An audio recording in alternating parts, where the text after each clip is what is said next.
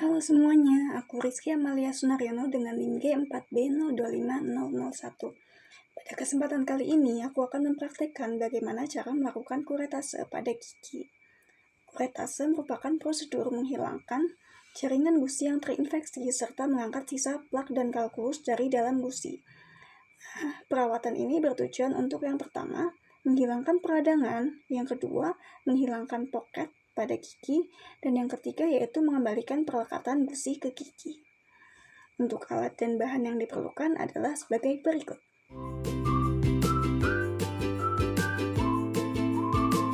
Untuk langkah-langkah prosedur yang perlu dilakukan adalah yang pertama, persiapan alat dan bahan. Selanjutnya kita lakukan persiapan operator. Operator diharuskan mencuci tangan 6 langkah WHO dan menggunakan APD lengkap. Setelah itu, kita bisa melakukan persiapan pasien. Pasien diinstruksikan untuk berkumur terlebih dahulu menggunakan povidone iodine.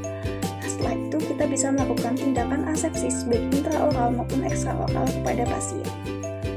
Melakukan tindakan asepsis baik ekstraoral maupun intraoral menggunakan povidone iodine dengan gerakan sirkular dari arah dalam keluar gigi pada area yang akan dilakukan kuretase.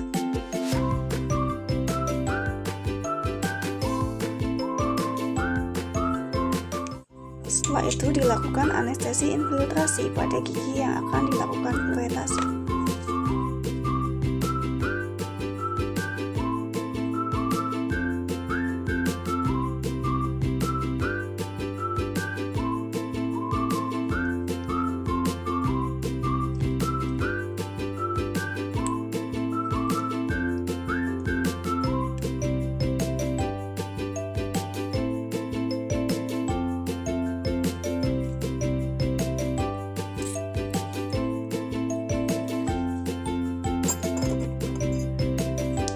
Setelah itu, lakukan scaling dan root planning pada area gigi tersebut menggunakan kuret Creasy.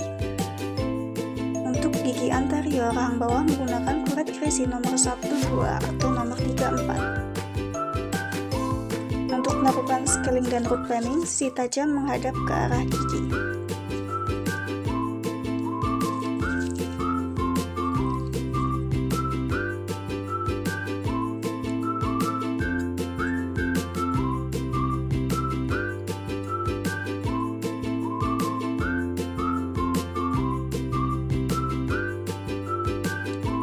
Setelah dilakukan pembersihan plak dan kalkulus, selanjutnya masukkan kuret Creasy ke dasar hingga dasar poket dengan sisi tajam menghadap ke jaringan lunak.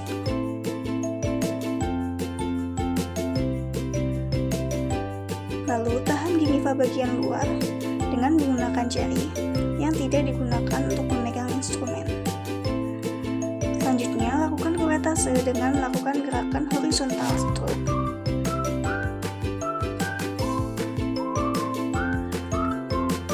Untuk membersihkan poket bagian lateral.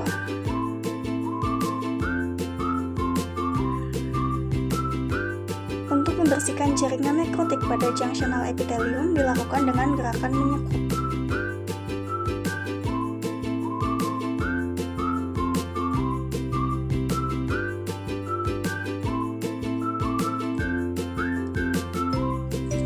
Gerakan diulang baik ke arah distal maupun ke arah mesial.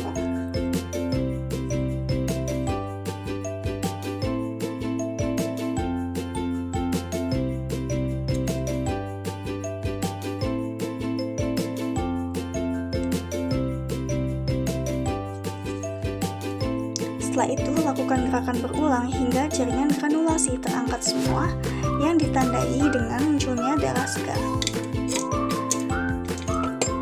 Setelah itu, lakukan irigasi menggunakan salin.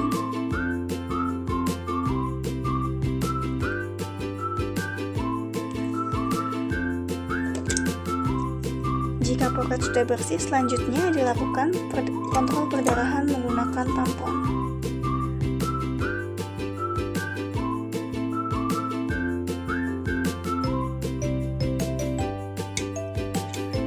Setelah itu, adaptasikan gingiva ke gigi secara perlahan. Dan selanjutnya dapat dilakukan pemasangan periodontal pack. Pembuatan periodontal pack dilakukan dengan mencampurkan base dan katalis dengan perbandingan 1:1.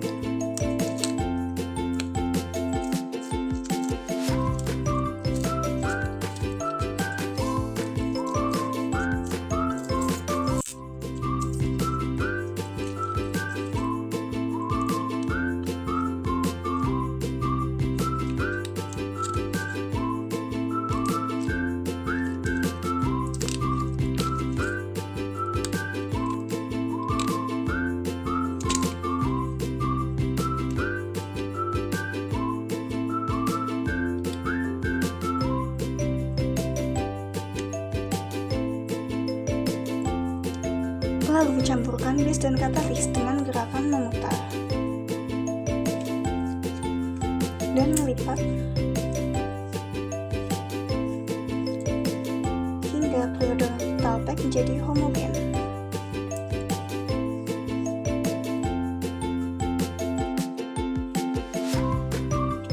Selanjutnya rendam periodontal pack ke dalam air bersuhu ruang.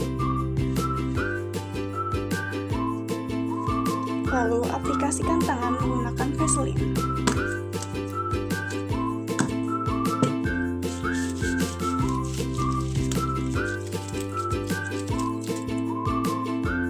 Selanjutnya ambil periodontal pack dan menjadi bentuk silinder. Setelah membentuk periodontal pack menjadi bentuk silinder, selanjutnya lakukan tindakan pengeringan pada area yang akan diaplikasikan periodontal dressing.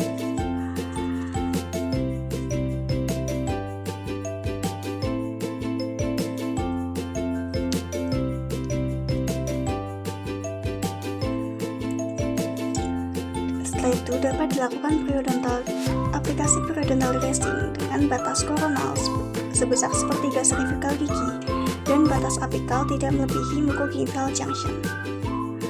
Nah, apabila terdapat kelebihan pada aplikasi periodontal dressing, maka dapat dilakukan pengurangan menggunakan eksavator.